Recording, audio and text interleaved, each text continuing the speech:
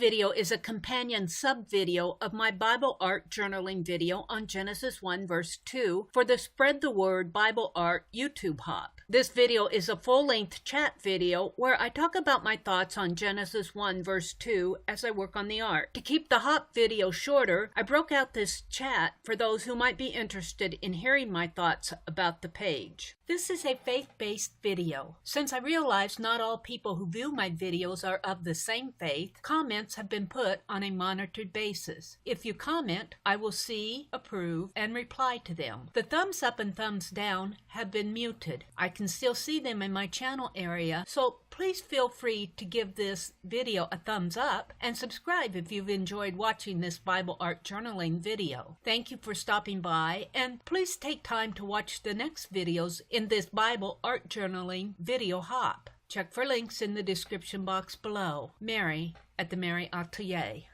I do not usually plan out my pages when I work in my art journals. I usually just go at it. But I put just a little bit more thought into this one because I wanted to think out exactly how I wanted it. So I did some sketching, and my figuring book is not here. I like to do all my figuring and samples and everything in an art journal that I call my figuring book. But I do have a composition book that I use to collage down scrap papers. I did some sketching of how I think I might want this page to appear. Now this is my initial sketch, and I got the general idea.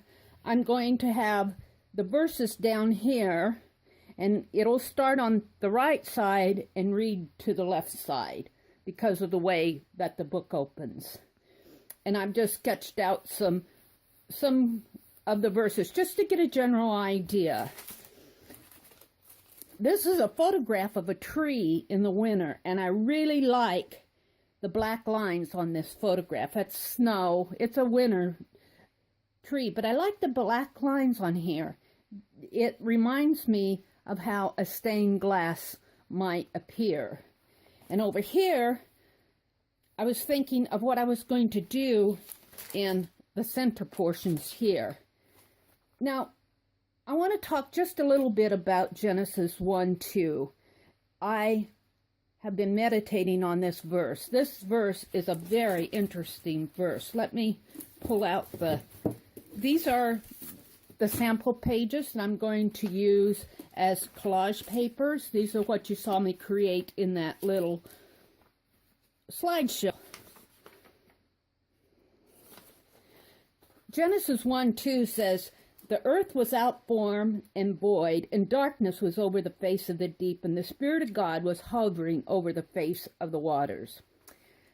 What strikes me about this verse, just personally as I think about it, is where do ideas come from? The earth, creation, if you're a Christian, you believe that in the creation theory, most Christians believe in the creation theory that Genesis 1 says the heavens and the earth were created by God. But this verse is very interesting because this kind of dwells on the blank page. There was nothingness there. Where do ideas come from? Where did God get that idea to create this fantastic universe that we live in? And not only is there one universe, we know that there are universes upon universes out there. Astronomers haven't even begun to explore the limits of creation. The earth was out form and void, and darkness was on the face of the deep. But there was a spirit there. There was the Spirit of God. He was out there. And you think of this hovering word. Hovering means that there's a presence over something. You're kind of standing over something.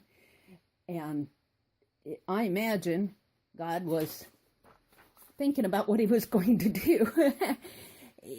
It's kind of like, I like it because even if you don't have a Christian faith that God created the heavens and the earth, I like the creation aspect of this verse. Where do ideas come from? Where does inspiration come from? how do you put it all together? You know, a lot of artists talk about a fear of a blank page. What are they going to do with this blank page? You have opportunity here to create a masterpiece or disaster, depending on how you look at it. So that's kind of what I want to dwell on. But also, I want to dwell on the earth was without form. So what am I going to do when I'm doing my page? How do you physically represent something that doesn't have form? I'm sitting there going, well, I could draw the earth with a circle, you know, maybe collage it with circles out of my text. And I thought, no, a circle's form. This verse says that the earth was out form and void. How do you represent nothingness? Leave it like that? And it says darkness. Well, we know darkness is black, but do you want to stare at a black page? I don't. I mean, sure, we could paint this page black and represent the verse. But the conclusion that I came to was using words, using text. God is spirit, and he communicates to us through his Bible, which is, quotes, the Word of God. And I'm going, what better way to represent Genesis 1:2 and the creation than putting text in the background? Now, because of the nature of the page, because I'm going to do a stained glass theme, my page will eventually have a form, but the background is going to represent this spirit, this moving, this hovering. Look, this really says it to me, and this does too, because of that spiral form represents something that's in the background. Now, these pages may and probably will change. So back to my figurine. That's what this scratching here represents. Chaos. Chaos. I call this my chaos word scribble. Where do ideas come from? Out of the void. And so as I scribble down these words and everything, I'm going, well, you know, the shapes of the words take on a creation aspect in themselves, just as if you were scribbling and then you draw something out of your scribble. I further developed it into, after Susan sent that beautiful, beautiful background image, I'm going, okay, that's what I'm going to use as inspiration for the colors on the page. And I have a page here for color spots. Now, I was only going to use black and blues on my page, but looking at her graphic, it has some lavenders and pinks and a touch of yellowish gold. So I'm going to work those into there. I'm going to be doing some color trials on this page. Here I'm working with the fleur-de-lis. I'm thinking I'm going to have a fleur-de-lis down there. This is the center where I'm kind of saying, okay, I'm going to put the words in here. I'm going to have the stained glass bars coming down here. And in this area, I'm going to have the text. Thinking about stained glass that you see, one never really sees text put in a stained glass setting. I like to think of this text as maybe when you see those big black bars across stained glass windows, I like to think of the text as perhaps being a part of that leading, such as ironwork going over the stained glass. So that's where I'm going with this. You can see a little bit of my planning process.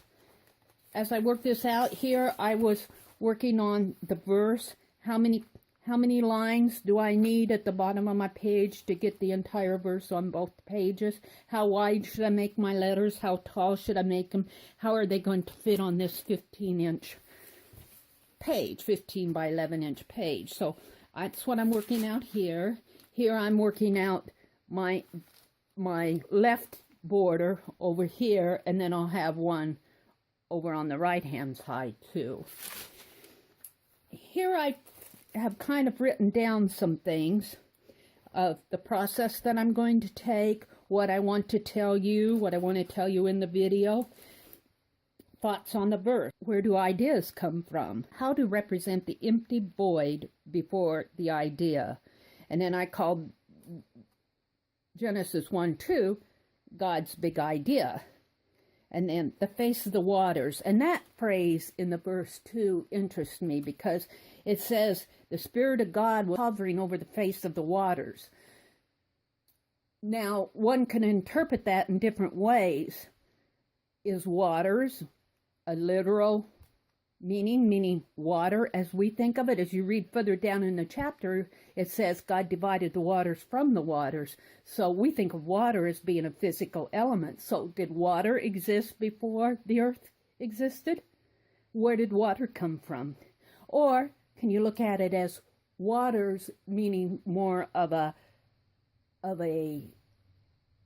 allegorical representation of this big expanse, this big empty void expanse? And that truthfully is how I interpret it, as water not being something physical at that point.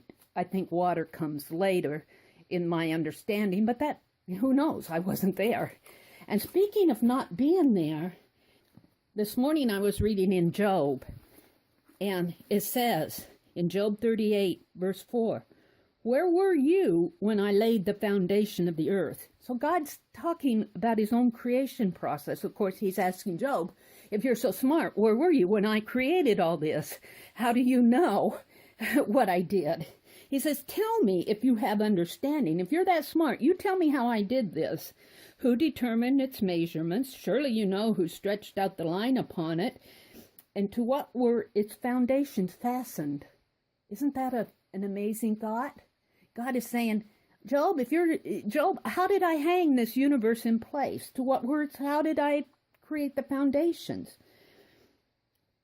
Or who laid its cornerstone? When the morning stars sang together and all the suns shouted for joy? Or who shut up the sea with its doors when it burst forth and issued from the womb? Isn't that interesting, that phrase? Who shut up the sea with its doors when it bursts forth from its womb? Interesting phrase. I could meditate on that one a little bit more. When I made the clouds its garment and thick darkness its swaddling clothes, when I fixed my limit for it and set its bars and doors, when I said, there's the word said. So we're getting back to the words. All of these word collages are going to go back into the background of my page. Very interesting to see God's thoughts on his own creation even before he started creating. The earth was without form and void, and darkness was on the face of the deep. Like artists, God had a blank canvas that he worked from. And it's so interesting to see how his interpretation of how he created the heavens and the earth. I love Genesis chapter 1. These were just sharing with you some of my thoughts as I was thinking about what I was going to do for this YouTube Bible art journaling project.